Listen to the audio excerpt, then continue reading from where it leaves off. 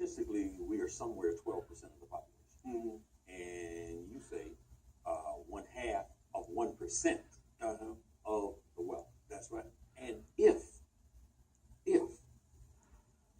the black community were able to achieve an equality of wealth to the percentage that it is of the nation, what a different way, what a different conversation we could get. It'll be a totally different issue. And they would do that by practicing. Once you build that, This is what I want to hear. yeah. When you do that, once you build that community, then you start practicing group economics.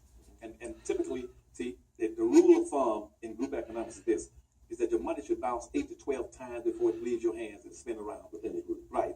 And so in this country right now, Hispanic money typically bounces 6 to 7 times. White money bounces 8 to 12 times. Asian and Arab money bounces 12 to 13 times. 13 to 14 times.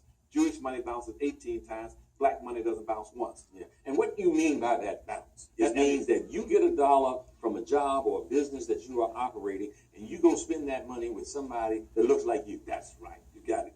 That's what you set up your own people first. And see, what's happening right now is that everybody else does this but us. And see, right now, you as long as you've been on this earth, you've never seen, for instance, a white person get in his car on a Saturday morning, drive down to a black neighborhood, go into a black store and buy something produced by black people that's being sold by a black person. They boycott you. Everybody's boycotting black neighborhoods and black products. And then we go to Chinatown, but Chinese don't come to black towns to buy anything. We don't produce anything. We are zero producers, 100% consumers. Nobody's bringing money to our communities. So our money is not bouncing around. But what I recommend the black folk to do is that once we build these communities and go back to where we used to be, see, one time black folk had businesses. We had some fine businesses before integration. Integration destroyed black communities and black businesses. We used to be able to walk around in any black community. You could find grocery stores, party stores, liquor stores, discount stores, hotels, nightclubs, buses, cab companies, everything. We have nothing now.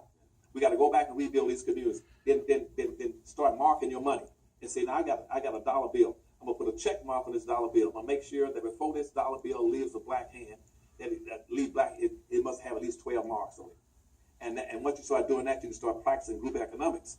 Because right now we don't practice that group economics. As soon as a black person gets paid, Rock, he'll run immediately to a suburbs or to a non-black owned store and spend his money. But nobody's rushing to spend money with you. So we got to balance a trade deficit.